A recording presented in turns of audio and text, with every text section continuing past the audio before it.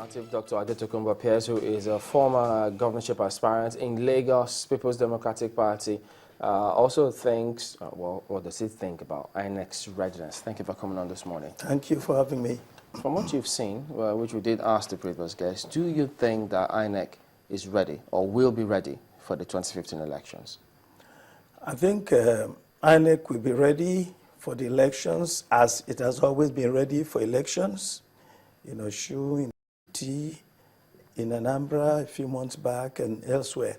There's a difference between the PVC not being ready as they should and actually conducting a free, fair, and efficiently run election. There's a difference.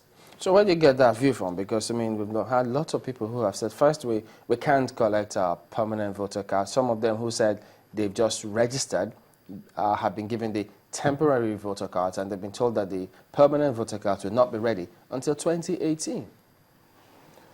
Well, I think that INEC has to come up with some kind of solution to this problem that we have with the PVCs. I still have not collected mine, for instance. So how do you think they'll be ready? Well, the point I'm making is if the PVCs are not ready, then there has to be an alternative. Perhaps we'll go back to using those of us who have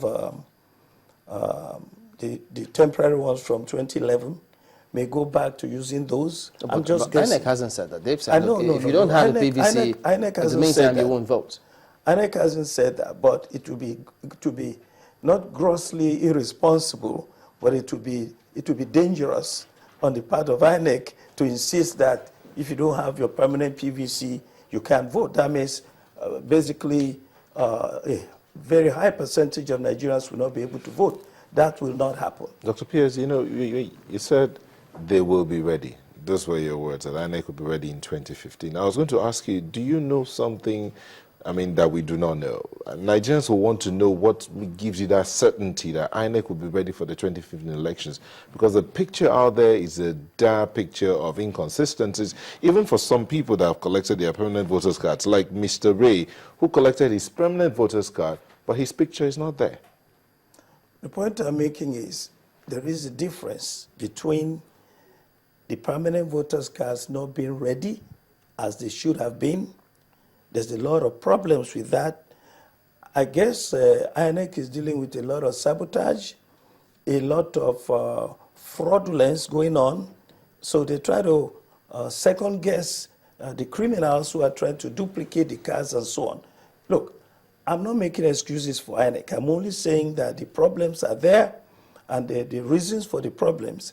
There's a difference between the PVCs not being ready and INEC conducting a free, fair, and credible election. Now, it's that difference I would like to explore. Yes. I mean, because if you say that there is a difference between the PVC not being ready and INEC conducting credible elections, they will tell you that one leads up to one. If you're showing inefficiencies in one, people will not have confidence in the next one that you're doing.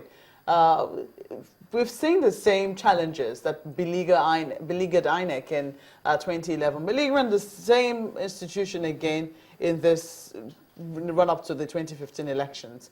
And people are asking, is it that you did not take notice or cognizance of, you know, some of those challenges and prepare for them? For instance, the computers that are not working as they should, the cards are not there on time, your staff are not properly mobilized, or if they are complaining they're not getting to their polling units on time. These are the same things that people say happen year in, year out, and will most likely happen again on the day of the elections. We most likely won't be getting materials on time, or that people will not get to the polling units on time, and, you know, on and on and on. How then do you know, or how then do you differentiate between distribution of permanent voters cards and the elections themselves? In 2011, we had a lot of challenges, but we still had free, fair, and credible elections. Attested to by international observers. It was not perfect, but it's not going to be disastrous. It's not going to be as problematic as the PVC distribution is now. They must solve the problem. I know that it's not possible for INEC to say if they fail to distribute these permanent voters cards, that people who don't have them will not vote. Something else, an emergency solution will be created. What if they decide that that is what they're going to go with? Because we've gotten to a situation where INEC says, we've cleaned our registers. We do not want a situation whereby, you know, people will come with spurious or dubious temporary voters cards and then say that's what they want to use and their names are not on the registers that we already have. What if that situation happens and INEC says, well, for those who have, then let's go with those that have? What happens in that INEC situation? will be prosecuted. By who? By us. We'll take INEC to court. Definitely. Are you telling me that INEC will oversee a situation where those of us who don't have, I for once will take INEC to court because I haven't got my permanent voter's card now? There must be a solution. I don't see how. If you're going to be taking INEC to court, shouldn't you be taking INEC to court now? No. Why? We give them time to resolve the problem. How much time There are do you have solutions. left? You have less than 7 weeks. We were talking about less than 2 months here. The elections are supposed to be in the second week of February. It takes one day, a couple of hours to change the policy. If they say, look, we have not been able to distribute these permanent voters cards. If you have a temporary voters card that you used in 2011, bring it to your polling station where you voted the last time. And if you are a new voter, just come in on the voters list, you go to a certain place to register, and with a piece of paper that has been authenticated by INEC, you come to vote on election day. Dr. Pearse, a piece of paper authenticated by INEC. Let's stay with the issue of this temporary voters card. Let's just say INEC in the next few hours decides that, okay, we can't handle the PVCs, let's go to the TVCs. Sure. There's a voters register that INEC has worked on over and over again. With each election, they've had to work on according to them, they've been cleaning it up. So some people that had their temporary voters cards have gone to the polling units with those cards. They have their cards, but their names are not on these revised voters register. And you say they'll be allowed to vote? Well, something must give. What should give? Well, what I'm saying is that you cannot disenfranchise so many people, and I do not see INEC doing that. You do not see INEC doing that? Yes. Please tell us how they are not doing that. No. I say I do not see them ending up doing that. They must solve this problem. I just gave you my idea of how the problem can be solved. Please help Nigerians here.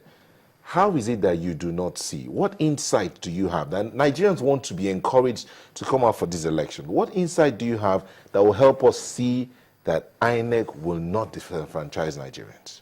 Well, what has happened in the past is that whenever there's an election, most people, certainly the majority of the people, not the way things are now, majority of the people will have a chance to vote. Have you or your party been in communication lately with INEC about this matter? Certainly. We, just like the previous gentleman, your guest said, all of us, all the parties, engage INEC. We provide ad hoc staff. We provide assistance in every way possible. It's not Parties provide ad hoc staff? Yes. We suggest to INEC that, look, if you don't have enough people, we give you people. Everybody is doing it, you know. We send students, we send everybody that we can send. So if INEC needs why do political parties then complain if something goes awry? Because if my party, if I'm a politician and I'm sending people to INEC, don't you think I'll have an interest? No. Those people are not necessarily party people. You see, this thing is not always about party. Party people, you don't have to be a party person to obey a party instruction. No. This is not. Look, INEC is not about party instruction. Whenever you get to a general election, you go past party.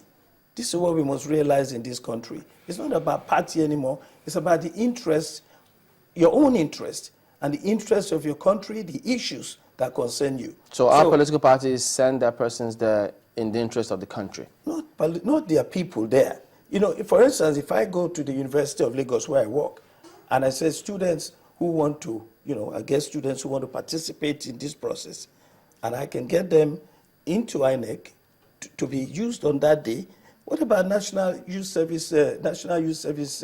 I thought INEC people? get those themselves through NYSC's office. Well, but we're talking about it. If INEC is not able to find enough people, we will provide it for them. But those are not necessarily party people.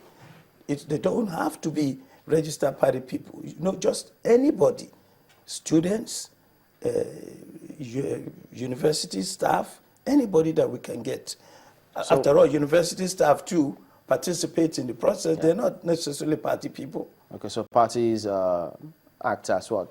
They mediate, they help get those people. It could be from universities, it could be from any organization into INEC as ad hoc staff. Everybody helps to get them list of people. Okay, what was the communication you had or your party had with INEC about the PVCs?